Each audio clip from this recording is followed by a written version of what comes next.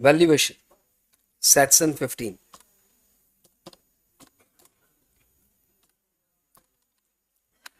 ये टॉपिक आपके लगेगा हार्डली कोई 10 मिनट एग्जाम के दिन पढ़ने में, और 10 मिनट का ये टॉपिक बहुत ज्यादा वेटेड है। पहले समझो टॉपिक है क्या।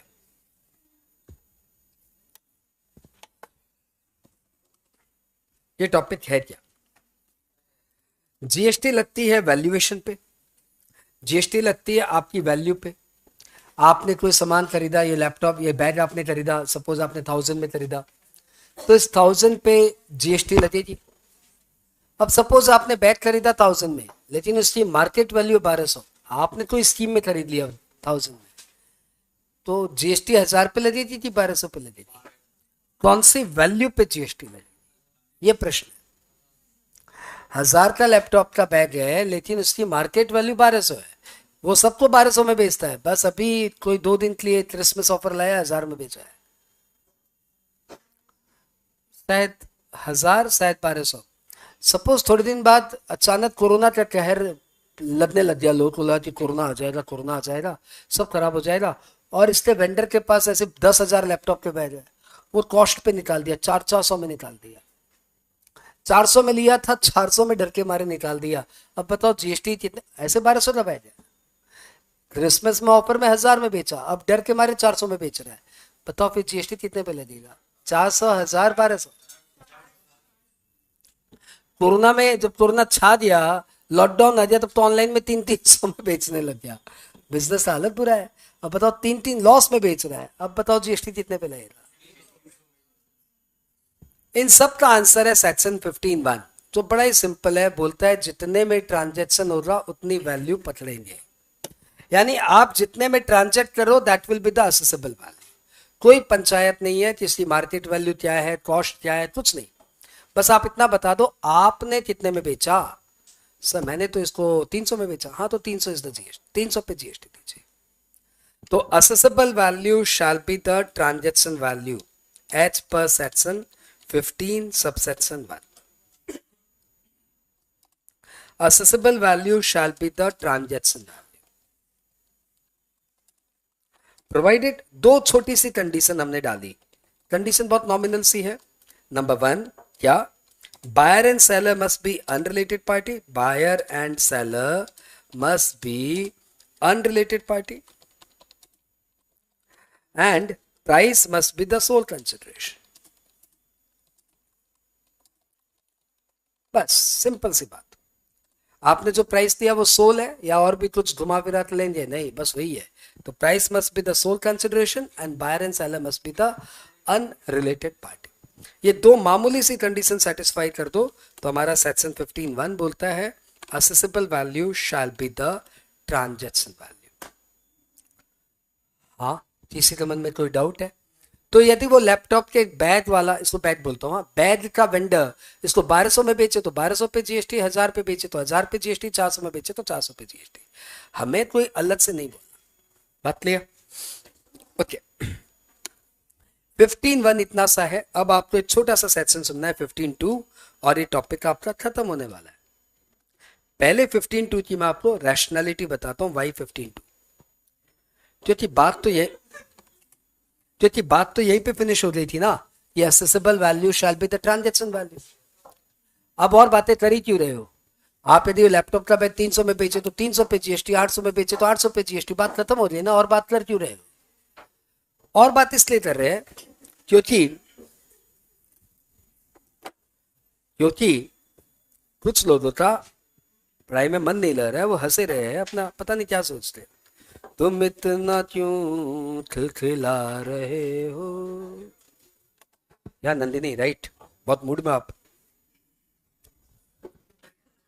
सीन 1 मैं आपको बताने जा रहा हूं कि हम लोग 15(2) कर क्यों रहे हैं। हाँ बोलो ना। हाँ तो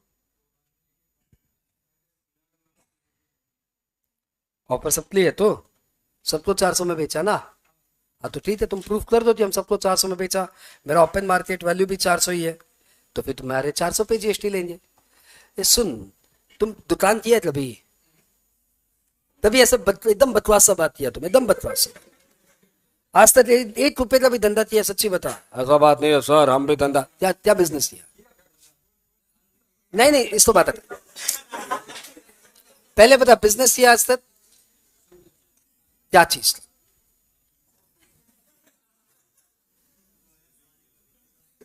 ड्राई फ्रूट का बेचा है?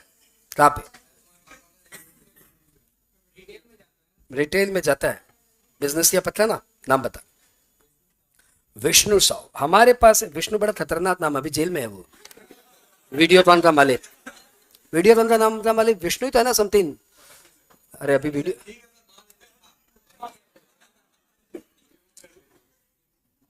हमारे एक सज्जन है विष्णु साव, उनका प्रश्न है कि सर जब वो बेच रहा है, ऑफर लाया तो सभी के लिए लाएगा ना, तो buyer and seller related party हुआ तो आप काहे को नाराज हो गए? तो समझो यार, कोई भी आदमी दुकान किया है तो उसके पास 1000 ऑफ कस्टमर्स आएंगे आउटसाइड का, रिलेटिव आएगा 1 या 2,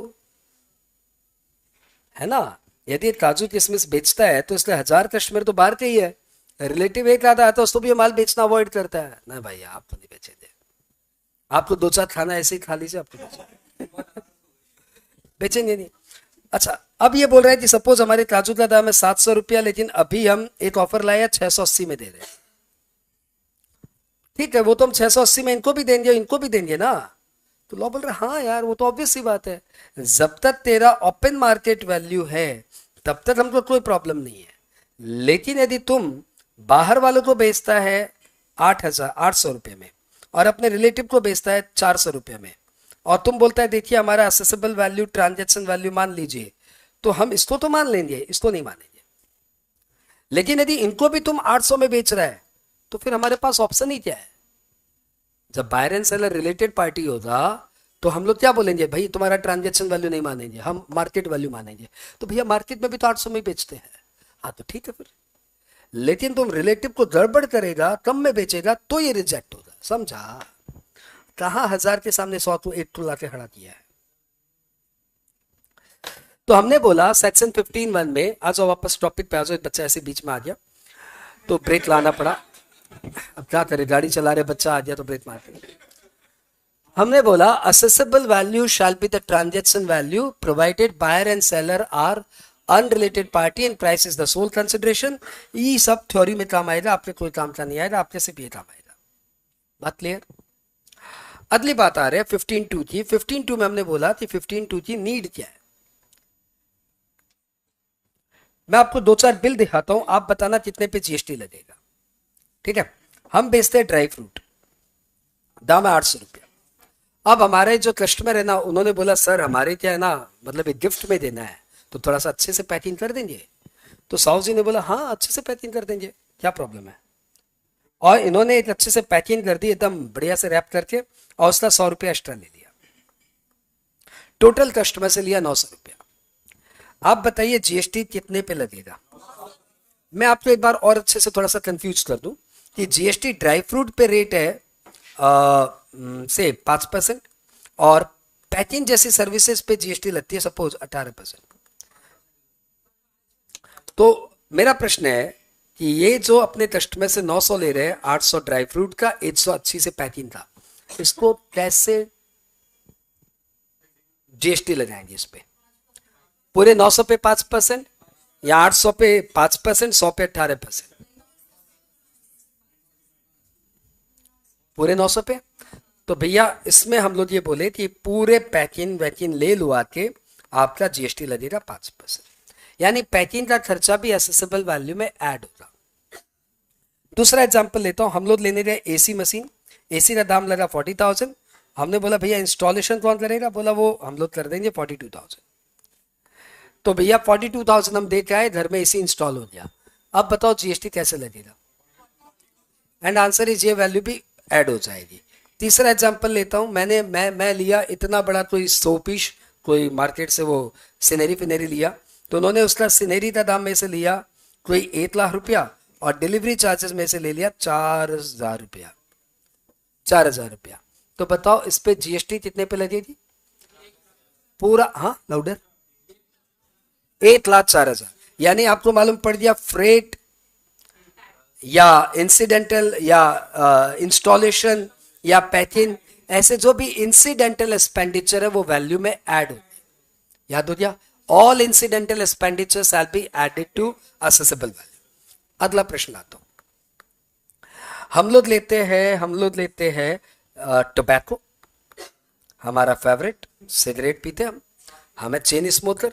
अब सिगरेट का दाम लगता है सपोज 100 रुपए, हाँ सिगरेट का दाम है 100 रुपए, और इस पे एक्साइज लगती है सपोज 18 रुपए। अब इस पे जीएसटी लगाना है सपोज 28%। आ जाओ, आप बताओ जीएसटी कितने पे लगेगी? टोबैको है 100 रुपए का, उस पे एक्साइज है 18 रुपए की, और उस पे जीएसटी लगना है 28%। हाँ तो बताओ 100 पे, 100 पे, तो ये तुम्हें मैंने मार दी गोली। हाँ, एंड आंसर इज 118 रुपए। ठीक है, all taxes shall B included in the accessible value. All taxes shall B included in assessable value. दूसरा एग्जांपल देता हूं क्योंकि बच्ची ने रॉन्ग किया।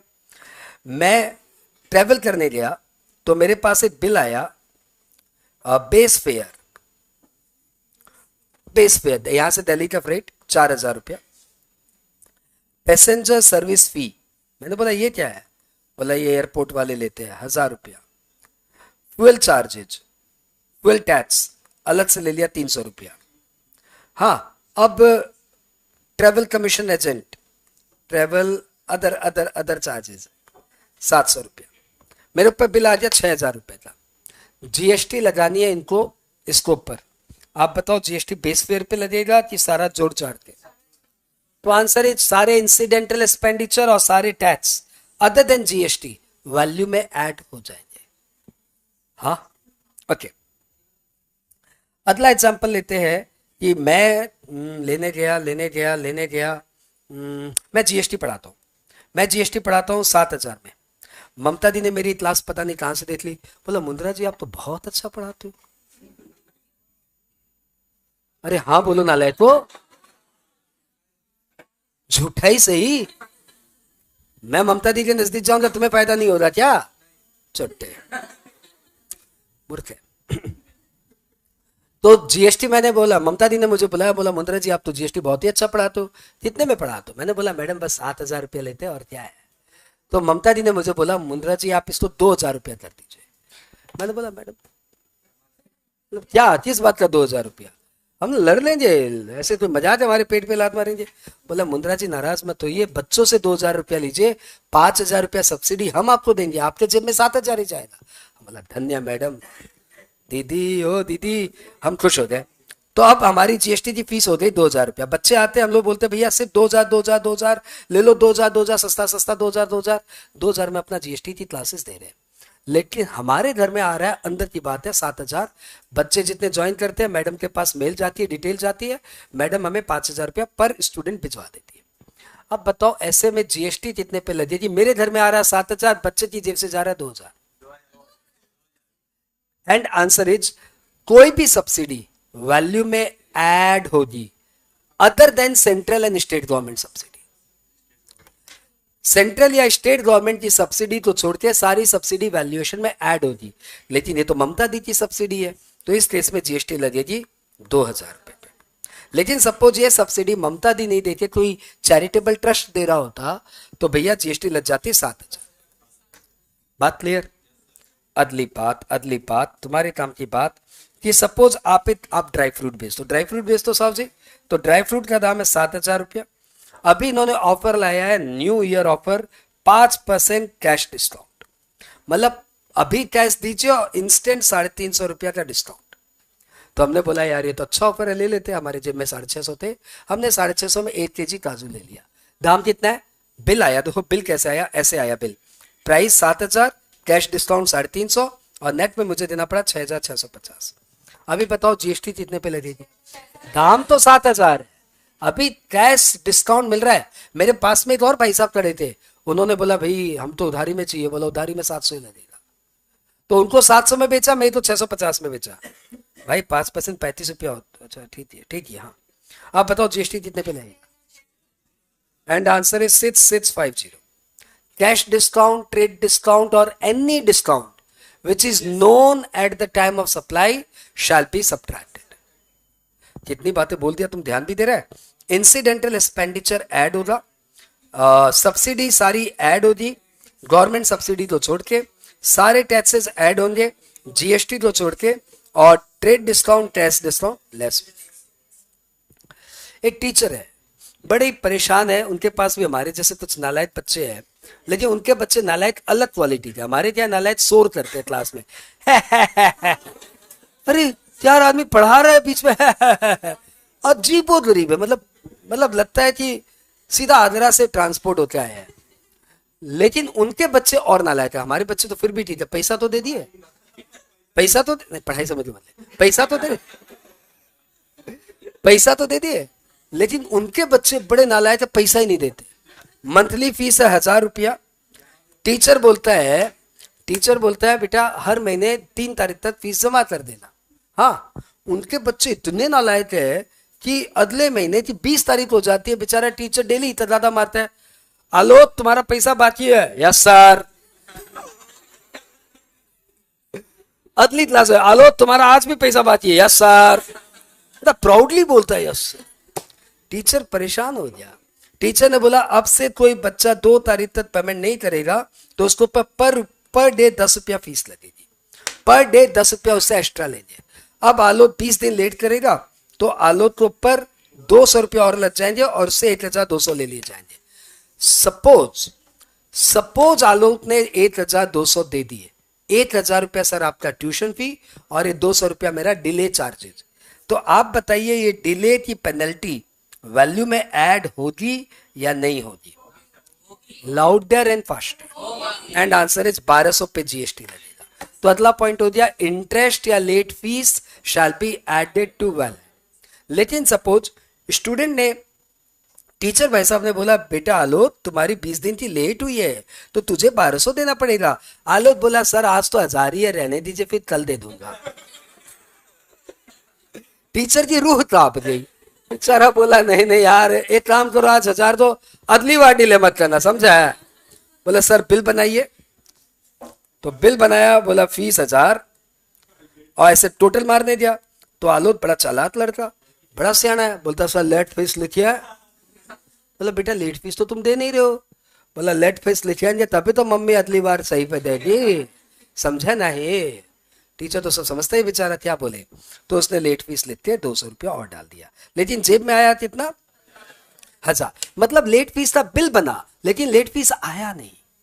लेट फीस का बिल बना, सपोज सब पक्के में है, लेट फीस का बिल बना लेकिन लेट फीस आया नहीं, मतलब वो बिल फेक हो गया। 1000 का अलग फीस बिल बनाया, 200 का बिल अलग बनाया, 200 का बिल का पेमेंट नहीं आया, 1000 का पेमेंट आ गया। अब बताओ 1200 का बिल बनाया, जेब में आया 1000, जीएसटी कितने पे? एंड आंसर इज 1000 रुपए। क्यों? क्योंकि लेट फीस इकलौता ऐसा आइटम है जो कैश बेसिस पे टैक्सेबल होता है, इनवॉइस बेसिस पे टैक्सेबल नहीं होता। इकलौता लेट फीस इकलौता ऐसा आइटम है जो कैश बेसिस पे टैक्सेबल होगा। तुम्हारे एग्जाम में पूछने की प्रोबेबिलिटी कम है, लेकिन ध्यान रखना। तो फाइनली मैंने तुम्हें 15(2) ऐसे बातों बातों में सिखा दिया। मैंने बोला एज पर सेक्शन 15(2) भैया तुम्हारा टाइम है रिवीजन का। हाँ, रिवीजन में मैंने बताया कि 15(2) में ये सारे खर्चे ऐड होंगे। Following item shall be adjusted, following amount shall be adjusted. क्या क्या? बोलो बोलो क्या क्या? पहली बात, all incidental expenditure shall be added. For example 2-3 बता दो। पैकिंग, इंस्टॉलेशन, कमीशन, इंस्टॉलेशन का दूसरा वर्ड है कमीशन, हाँ, और फ्रेट, एसेट, एसेट। यहां तक सबको क्लियर? अगला पॉइंट लेके आते हैं, all taxes shall be added excluding GST वाले 5। कौन कौन से? IGST, CGST, SGST, UGST, compensation. तीसरा, all subsidies shall be added, excluding CG subsidy, SG subsidy. Next, अरे रुक जाना यार, हाँ सब्सिडी, आगे बढ़े। बाबू बाबू जल्दी आओ, तुम्हारा रिकॉर्डिंग देखना है मुझे। अगला अगला पॉइंट है कैश डिस्काउंट और ट्रेड डिस्काउंट और कोई भी डिस्काउंट और एनी अदर डिस्काउंट, कोई भी नाम बोलो, विच is known at the time of supply, which is known at the time of supply shall be subtracted. अगला बोला interest or late fees shall be added. Okay. If received, RECEIVED, समझ गए? If received, okay. अगला point आया धर्मादा, नाम सुना है क्या? धर्मादा मतलब आप पार्टी से कुछ पैसा चैरिटी के नाम पे ले लिए।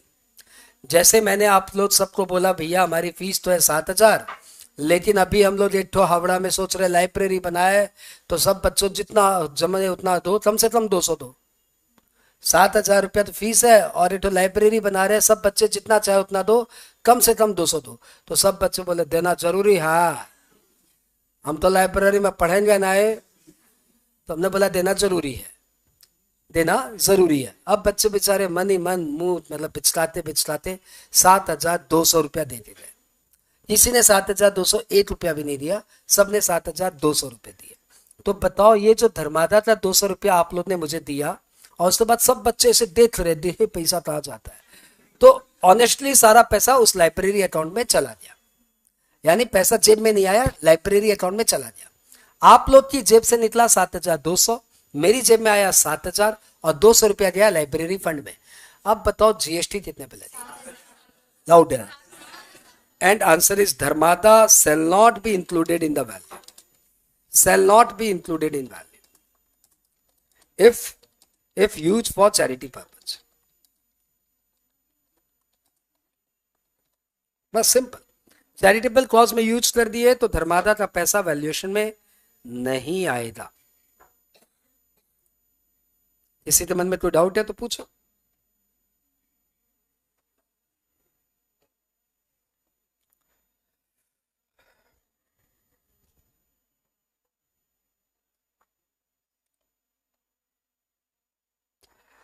ये कुछ थे तो सही रिकॉर्डिंग में, बच्चे कहाँ भाग गया?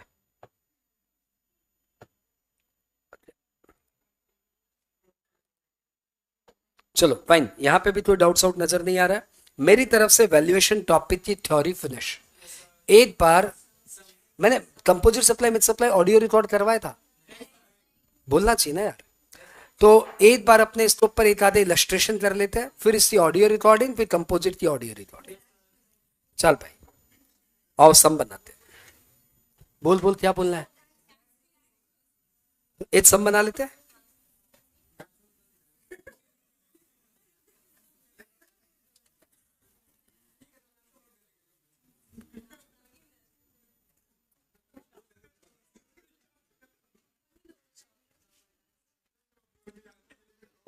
सब ready?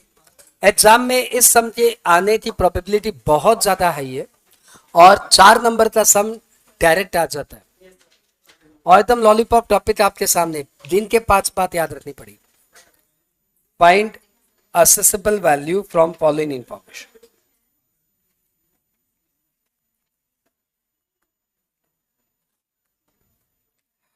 Goods sold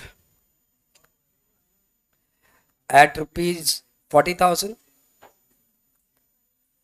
and following amount separately charged. मैं टाइप करता हूं तो बोलते हैं आपकी टाइपिंग स्पीड बहुत तेज है, और मैं लिख रहा हूं तो बोल रहे हैं आपकी लिखने की स्पीड भी बहुत तेज है। ये नहीं मान रहे कि हमारी लिखने की स्पीड दे रहे हैं, ये नहीं मान रहे। Find accessible value from following information: goods sold at the rate 40,000 and following amount separately charged. क्या क्या लिया? पैकिंग का पैसा एक्स्ट्रा ले लिया 4,000 रुपया। मन ही मन सोचते रहो क्या करना है। कमीशन का पैसा एक्स्ट्रा ले लिया 2,000 रुपया। मन ही मन सोचो क्या करना है। धर्मादा बोल के 3,000 रुपया एक्स्ट्रा ले लिया। मन ही मन सोचो क्या करना है। इंटरेस्ट बोल के, इंटरेस्ट ऑन लेट पेमेंट बोल के 500 रुपया एक्स्ट्रा ले लिया। मन ही मन बताओ क्या करना है। ट्रेड डिस्काउंट अगले ने दिया था 1,000 रुपया। मन ही मन सोचो क्या करना है। सब्सिडी रिसीव्ड फ्रॉम एनजीओ 2,000 रुपया। मन ही मन सोचो क्या करना है। और लास्ट पॉइंट, लोकल टैक्स 1,000 रुपया लिया। मन ही मन सोचो क्या करना है। आंसर हमारे बच्चों ने आंसर दे दिया। मुझे नहीं पता है राइट है कि रॉन्ग। स्पीड देख लो, ब्रिलियंट स्पीड। ये इतने नालायक है लेकिन आंसर दे देते। क्या करे बताओ, इतने नालायक है लेकिन बर्दाश्त कर रहे हैं हम। दो कारण से, तो फीस दे देते हैं, दूसरा प्यारा है।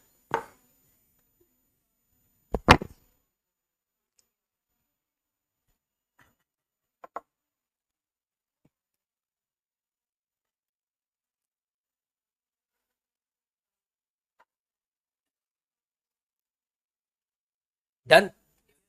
अब एक बार जिन बच्चों का हुआ नहीं उनके लिए मैं बना दूं।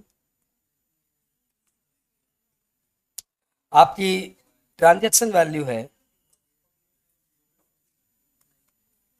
आपकी ट्रांजैक्शन वैल्यू है जितने में आपने ट्रांजैक्शन किया।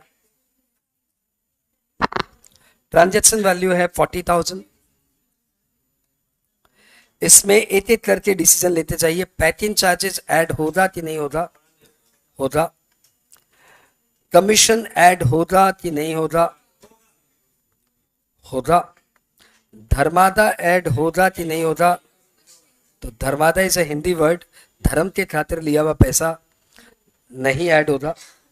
Interest on late payment, we assume कि ये पैसा मिल गया है, ऐड होगा। ट्रेड डिस्काउंट हो या कैश डिस्काउंट हो, लेस होगा। और सब्सिडी एनजीओ से मिली है इसलिए ये भी ऐड होगी। लोकल टैक्स है यानी जीएसटी तो नहीं है, तो और लोकल टैक्स है, ये भी ऐड होगा। असेसेबल वैल्यू होती है 4 2 6 7, 4 2 6 2 8, 48,500। बच्चों ने ब्रिलियंट स्पीड से आंसर दिया। दादा ठीक है, सबको क्लियर? ये भी उसी टीचर से पढ़े हैं लेकिन अभी तक बोर्ड झाड़ रहे हैं, बदमाश बच्चे।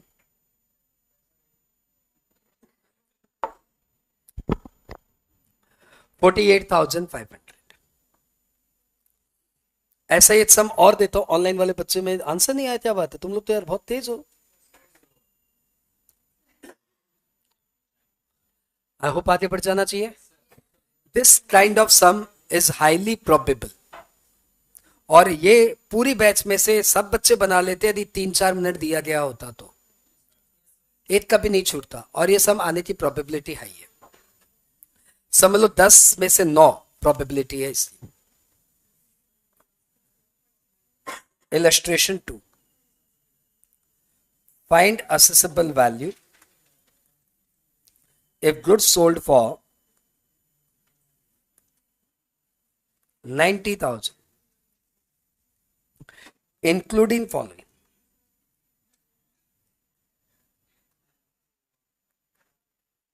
Including following. आपने 90,000 में गुड्स बेचा है और इस प्राइस में ये इंक्लूडेड है क्या क्या? लोकल टैक्स 2,000 रुपया। डिसीजन लीजिए, ऐड करेंगे, लेस करेंगे कि क्या करेंगे। Next, GST 18%। धर्मादा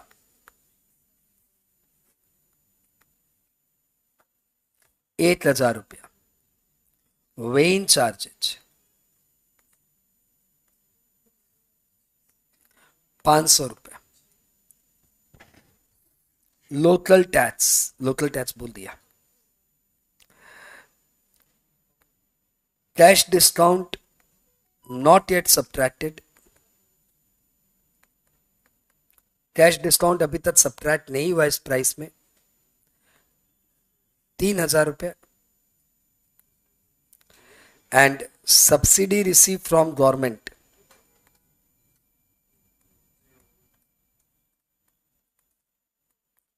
considered in above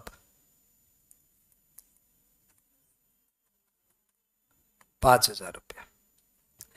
थोड़ा क्रिटिकल है, बट आई होप आप आंसर्स दे देंगे। पब्लिक बोल रहा है 87, आई डोंट नो राइट है कि रॉन्ग है।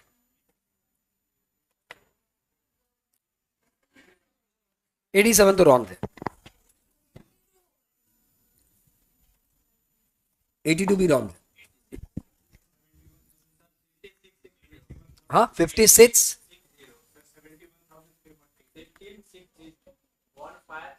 रॉन्ग है। 90,000 है यार, 90,000 15,000 कैसे हो जाएगा? 70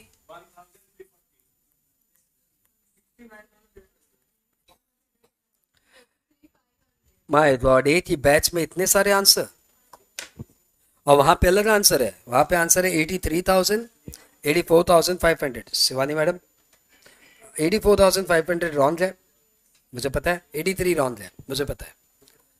नंदिनी का आंसर आ रहा है 73,390, ऑलमोस्ट अलग आंसर है ये। जिनका भी जो भी आंसर है रिकंसिडर करिए, probability of wrong is very high.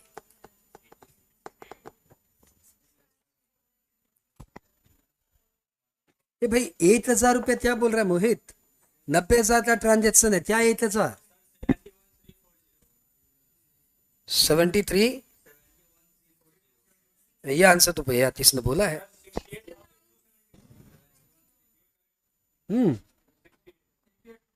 E confidence 69,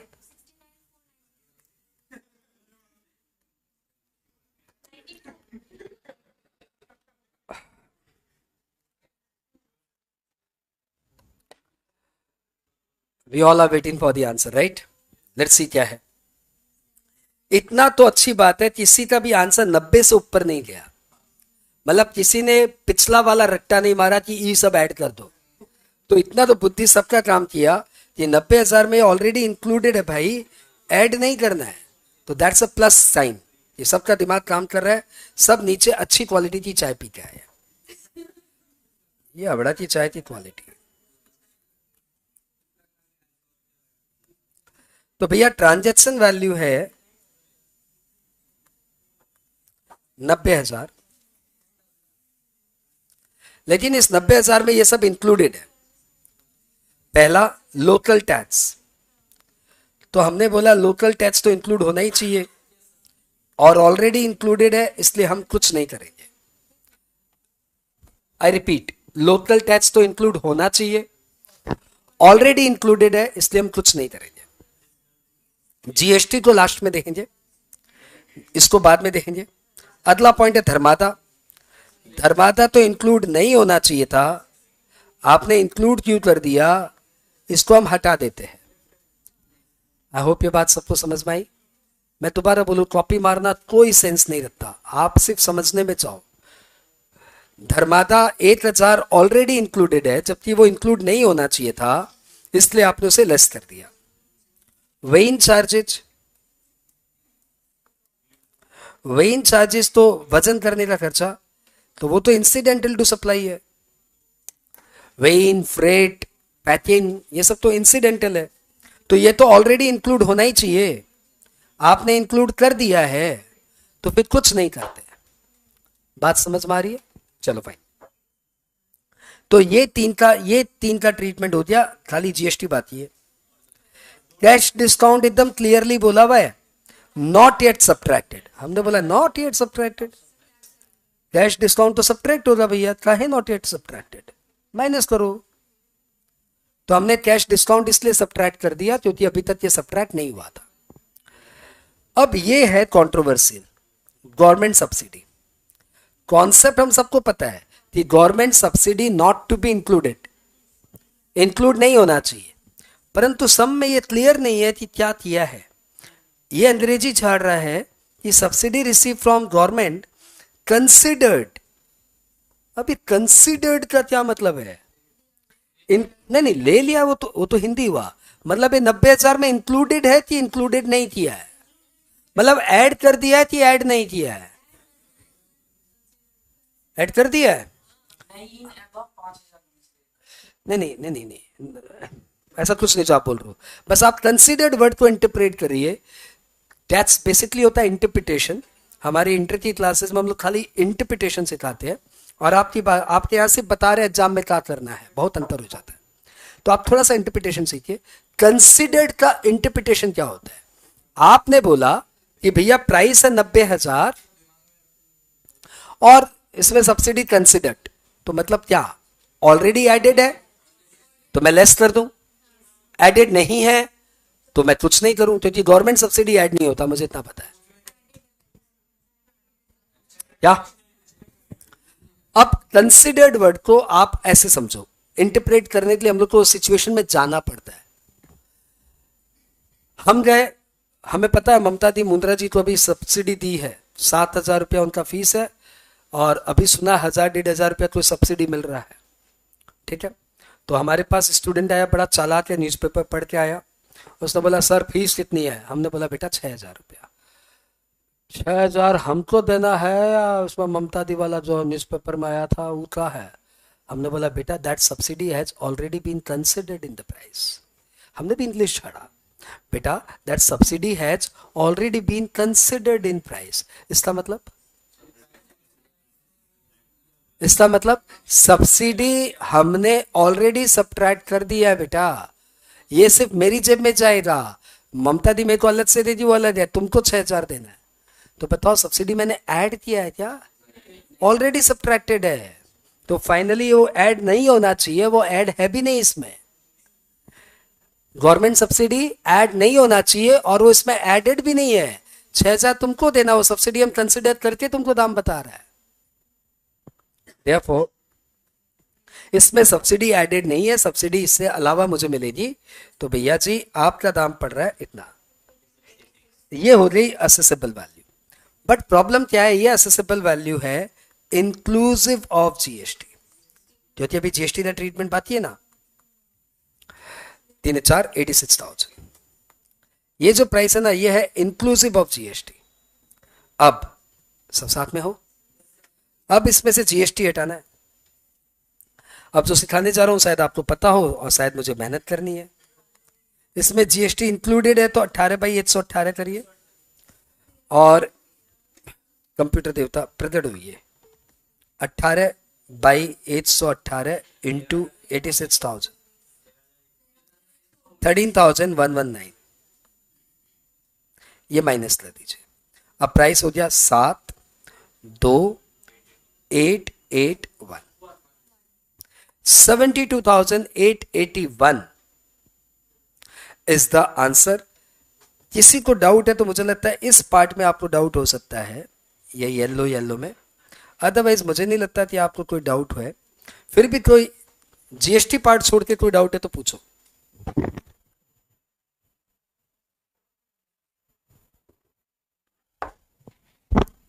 sure, GST छोड़ के सब क्लियर है? तो भैया देख लो, ध्यान रखना, जब भी असेसेबल वैल्यू जीएसटी इंक्लूसिव रहेगा ना,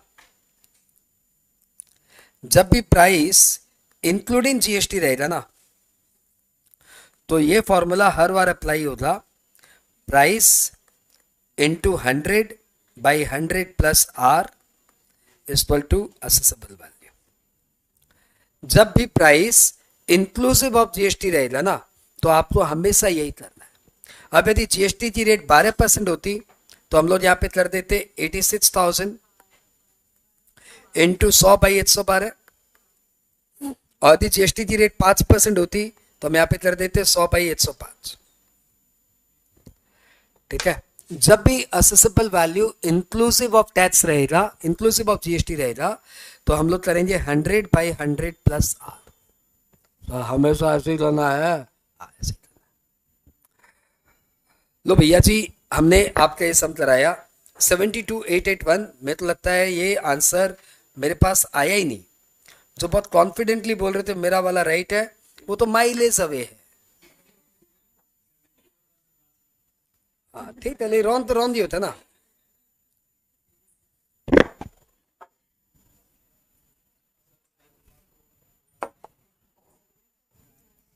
सब क्लियर? सर स्माइल देते हुए पढ़ो सर। पढ़ाई को ज्यादा चाप लेके करना अच्छी बात नहीं है। हम लोग डेली सुनते रहते हैं पढ़ाई को बंदे ने इतना चाप ले लिया। मजे लेके पढ़ो यार। होती है तो होती है, नहीं तो नहीं होती, इतनी तो जरूरी नहीं है हमारे। लेकिन कोई भी बंदा बेसी चाप लेके पढ़ाई मत करो। पढ़ाई अच्छी चीज है। बोलता है वेइन चार्जेस नील क्यों होता मोहित? भैया सुनो, वेइन वेइन चार्जेस क्या होता है पहले आप ही समझो। मेरे को आपसे लेना है 300 kg आयरन। 300 kg आयरन, ठीक है। अपना आयरन स्टील का धंधा है, तो मैं आपसे आयरन खरीदूंगा बेचूंगा। तो चलो 1300 kg कर देते हैं। तो ये 1300 kg आयरन कैसे नापी होगी? यहाँ पे किलो में तोल तोल के डालोगे लॉरी में, तब तो आप और हम दोनों खत्म हो जाएंगे। लिटरली लॉरी भर जाएगी। लॉरी भरने के बाद जाएगी धर्म काटा, इसको बोलते वेइन ब्रिज। क्या बोलते हैं इसको? वेइन ब्रिज। वहां पे आपकी पहले लॉरी का वजन होगा, फिर खाली लॉरी का वजन होगा। लॉरी का वजन आया भरा हुआ 2200 kg और खाली लॉरी का वजन आया 800 kg। तो ये बोला जाता है कि आपका 1400 kg लोहा है इसमें। ऐसे वजन होता है इसका। वो वेइन ब्रिज वाले हम लोग से 5,000 रुपया सपोज ले लिए, या सपोज 500 रुपया ले लिए। अब ये जो वेइन चार्जेस लगा 5,000 रुपया, ये तो फ्रेट के बराबर ही है ना। तो जैसे फ्रेट इंसिडेंटल है, वैसे वेइन भी इंसिडेंटल एक्सपेंडिचर है। और इंसिडेंटल एक्सपेंडिचर तो इंक्लूड ही होना चाहिए। इंसिडेंटल एक्सपेंडिचर तो इंक्लूड ही होना चाहिए, और ये ऑलरेडी इंक्लूडेड है। तो जब ऑलरेडी इंक्लूडेड है और इंक्लूड होना भी चाहिए, तो लोकल टैक्स जैसा ही तो है ये। इंक्लूड होना चाहिए, ऑलरेडी इंक्लूडेड है, तो फिर कुछ ना करो। मोहित जी फटाफट बोल दो हाँ सर क्लियर हो गया। मोहित मोहित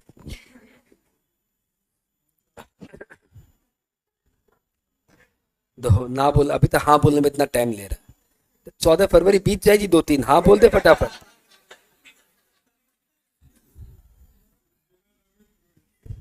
हाँ बोलने में टाइम ले रहा है। चलो आगे बढ़ते। एक सम और लेते हैं, क्योंकि इस समय आप लोग बुरी तरह से रॉन्ग किए थे। पूरी बैच में से किसी का राइट नहीं हुआ, इसलिए सेम सम हम लोग रिपीट कर रहे हैं। आई होप आप सबका राइट होगा। और वैसे भी एक सम मुझे आपकी स्क्रीन पे डालना है उस फाइल में।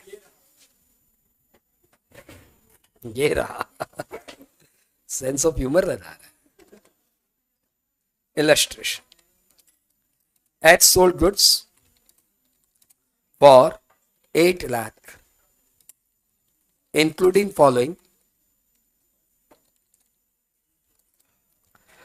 धर्मादा 11,000 रुपये, लोकल टैक्स 3,000 रुपये, सेम समय data change, GST @ 12%,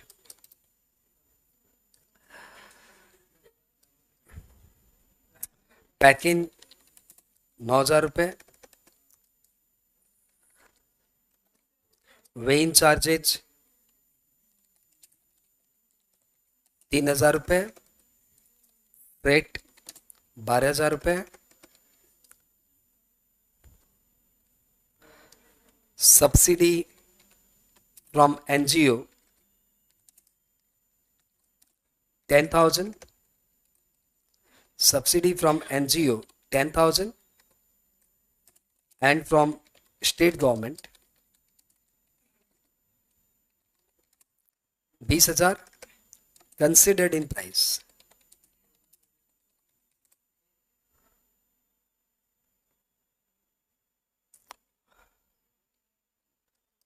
Cash discount 3,000 yet to be subtracted.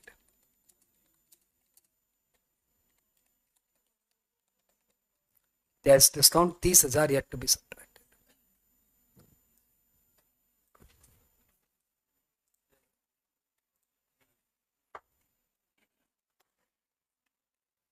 आपको बनाना है accessible value, find accessible value.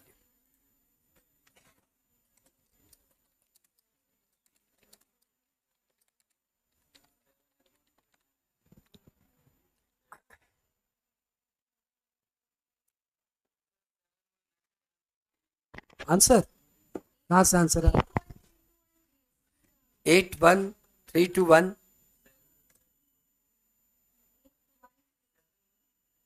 वो बस 81321 जीएसटी या असेसेबल वैल्यू? नहीं नहीं नहीं नहीं, 8 लाख की वैल्यू तो आप 80,000 रुपये थोड़ी ला दोगे यार, कुछ कैलकुलेशन एरर है।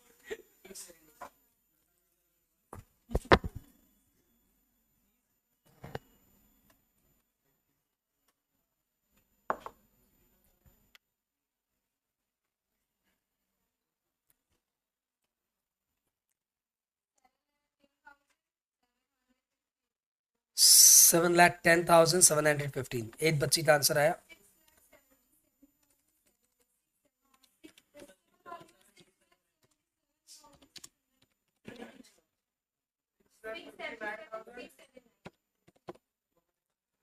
वहां से आंसर आ रहा है कौशिक दास का 652,542।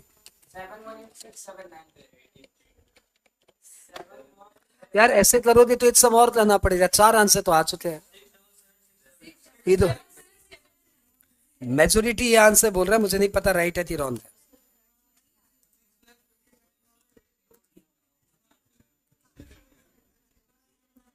मुझे नहीं पता राइट है कि रॉन्ग है, लेकिन हमारे यहाँ वहां से एक और बंदा है, वो बोल रहा है answer 668,750।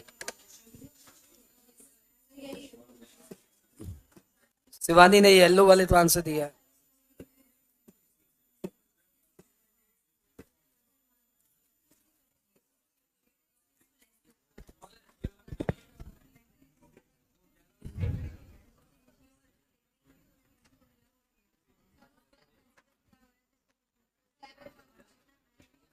Seven one zero.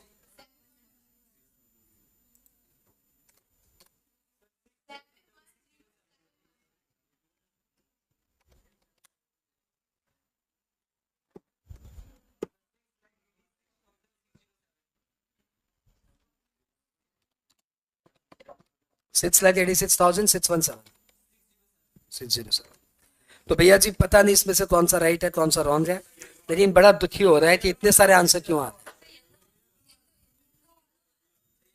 Let's see, ये लो वाला कि वो लो वाला।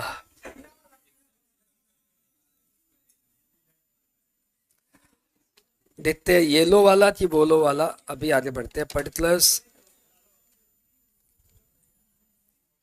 Working answer.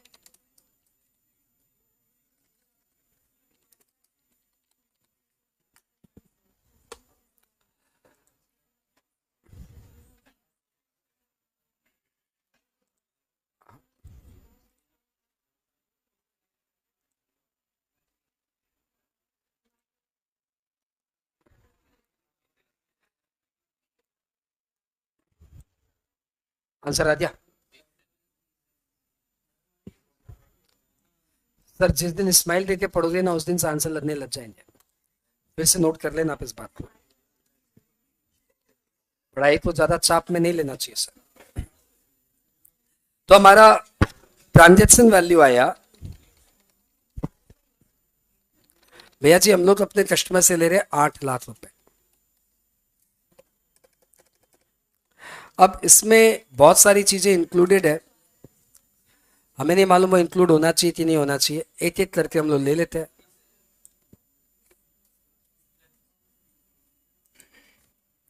ले लिया हमने। तो सबसे पहले आपने बोला धर्मादा, तो हमने बोला भैया ये तो इंक्लूड नहीं होना चाहिए, हमने इसको लेस कर दिया।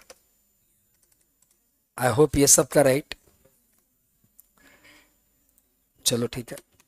अगला पॉइंट आया लोकल टैक्स। हमने बोला ये तो ऑलरेडी इंक्लूड होना चाहिए और ऑलरेडी इंक्लूडेड है, तो ऑलरेडी इंक्लूडेड है इसलिए आप कुछ मत करिए।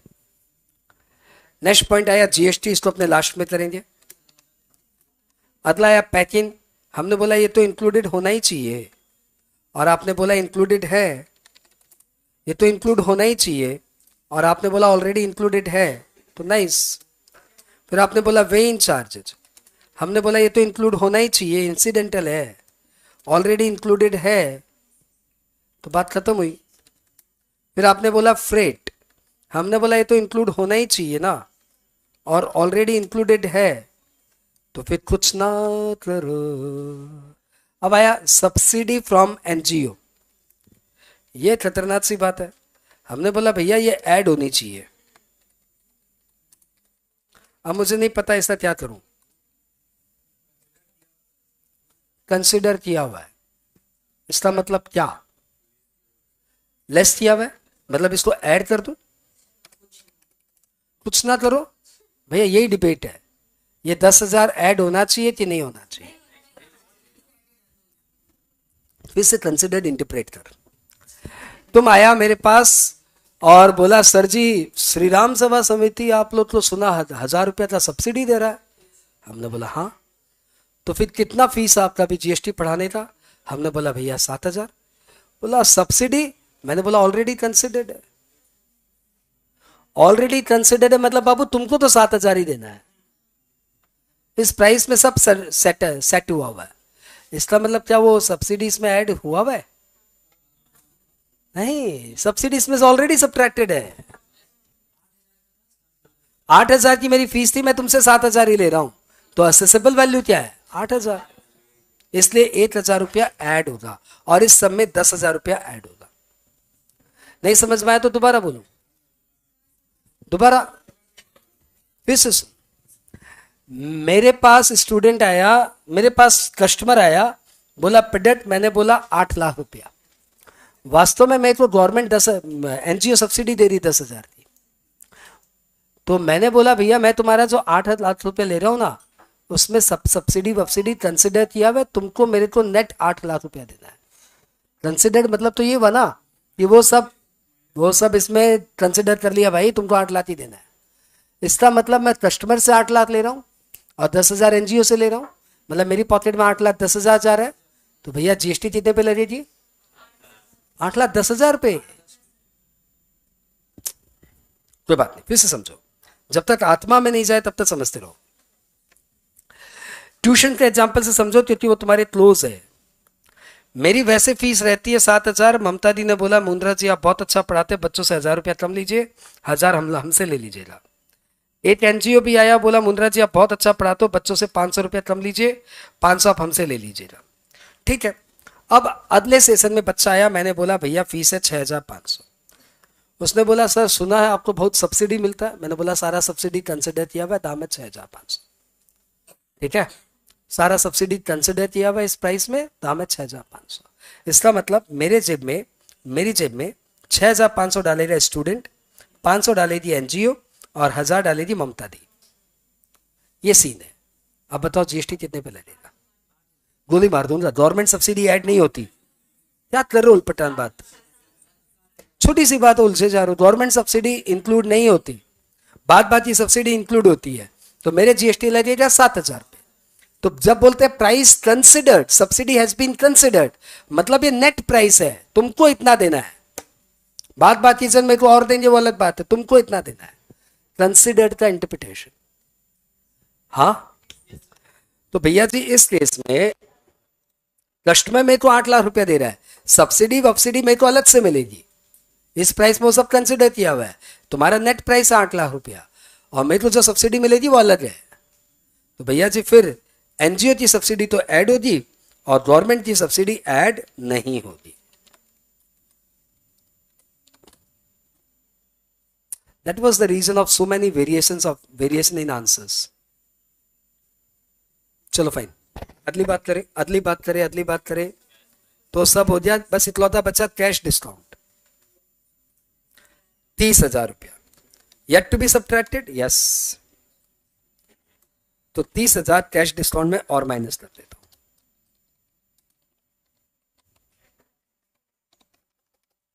इसको क्या बोलेंगे? इसको बोलेंगे असेसेबल वैल्यू इंक्लूडिंग जीएसटी। कितना बोलो तो 11, 41, 31, 669, 769। अब इसमें से लेस जीएसटी करना है, याद या 12/812 इंटू 769 82393, ये जीएसटी इसमें है, ये भी माइनस कर दो। आपकी एसेसेबल वैल्यू हो रही 100/812 इंटू 769 68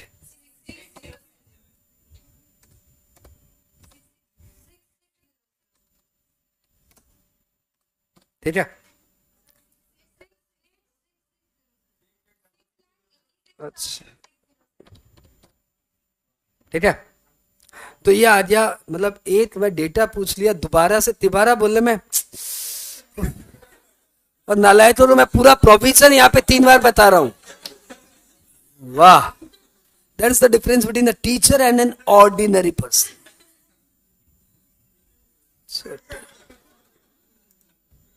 686 इसी का मन में डाउट है?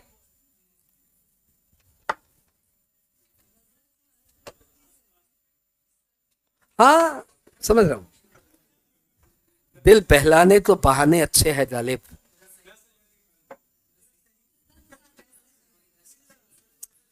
अच्छा मैं फिर बता दूं, इतना टफ आपके एग्जाम में आएगा ही नहीं, मतलब मैं बेवजह कर रहा हूं ये सब। आप अपना पुराना स्टैंडर्ड देखो, नहीं आएगा। अब मेरे मैट से उठा के सम डाल दिया तो हो सकता आ जाए, मेरे मैट में इस स्टैंडर्ड के सम से। इस सम के साथ हम लोग वैल्यूएशन चैप्टर से बाहर जा रहे हैं। पहले एक ऑडियो रिकॉर्डिंग कर लेते, उसके बाद पहले ऑडियो रिकॉर्डिंग कर लो ना आप।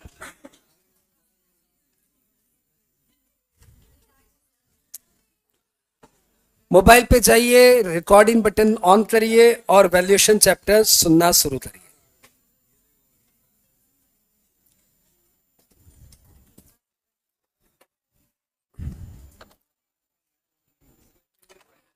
हम लोग चैप्टर कर रहे हैं वैल्यूएशन। ये चैप्टर एग्जाम हॉल में आपका 5 मिनट में रिवाइंड हो जाएगा with this audio. Valuation chapter में आपको सेक्शन 15 ध्यान रखना चाहिए। सेक्शन 15 के सब सेक्शन 1 में बोला हुआ है कि accessible value shall be the transaction value. अपनी भाषा में बोलूं तो जितने में ट्रांजैक्शन होगा उतनी ही वैल्यू पे जीएसटी लगेगा। Provided buyer and seller are unrelated party and the price is the sole consideration. However, under section 15(2), following adjustment need to be made.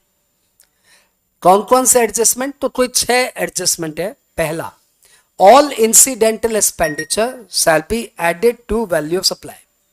Incidental expenditure बोले तो freight, weighing charges, packing charges, loading unloading charges, commission, installation, etc. Number 2, any taxes shall be added to assessable value excluding GST. I repeat, any tax shall be added excluding GST. Number 3, कोई भी subsidy मिले तो value में add कर दो, लेकिन central government state government की subsidy छोड़ के। तो यदि सब में सब्सिडी दिख जाए तो एनजीओ की सब्सिडी ऐड करनी है और गवर्नमेंट की सब्सिडी ऐड नहीं करनी है। वो कंसिडर्ड वंसिडर्ड मार दो गोली। या सब में सब्सिडी दिख जाए तो गवर्नमेंट की सब्सिडी ऐड नहीं करनी है, एनजीओ की सब्सिडी ऐड करनी है। चौथी बात, इंटरेस्ट या लेट फीस यदि पार्टी दे तो that shall be added to assessable value. Cash discount, trade discount etcetera shall be subtracted.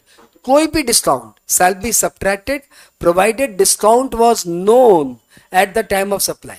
माल बिकते समय यदि डिस्काउंट की बात हो गई है तो ये डिस्काउंट सब्ट्रैक्ट होगा। माल बिक गया उसके बाद डिस्काउंट की बात हुई तो वो डिस्काउंट सब्ट्रैक्ट नहीं होगा। और लास्ट बात, धर्मादा, यदि धर्म के ऊपर कोई पैसा लिया जाए, कोई नोबल कॉज के लिए कोई पैसा लिया जाए, कोई चैरिटेबल कॉज के लिए कोई पैसा लिया जाए और बाद में वो पैसा लेके उसी पर्पज में अप्लाई हो जाए, then that dharmada shall not be included in assessable value. बस उसके बाद एग्जाम में 2 तरह के सम आ सकते हैं। ट्रांजेक्शन वैल्यू दिया रहेगा और फिर बोला जाएगा ये सब इंक्लूड नहीं किया है, ये सब इंक्लूड नहीं किया तो ठीक है, incidental expenditure add, local tax add, GST not to add, packing charges add, interest or late fees add, government subsidy not to add, NGO subsidy add, और क्या trade discount cash discount less. ये पहला variety of some. दूसरा variety of some आएगा कि transaction value 1 lakh और इसमें ये सब कंसिडर किया हुआ है, ये सब ऑलरेडी इंक्लूडेड है, और उस वैसा सम आ जाए तो पैक इन कुछ ना करो, इंस्टॉलेशन कुछ ना करो, फ्रेट कुछ ना करो, धर्मादा लेस कर दो, एनजीओ सब्सिडी ऐड कर दो, गवर्नमेंट सब्सिडी कुछ ना करो, cash discount trade discount subtracted नहीं है तो सब्ट्रैक्ट कर दो, खत्म। इतना सा है। देखो कितना मिनट, 3 मिनट, 3 मिनट में हो गया। 5 मिनट तो बहुत ज्यादा होता है उसमें सम लेके।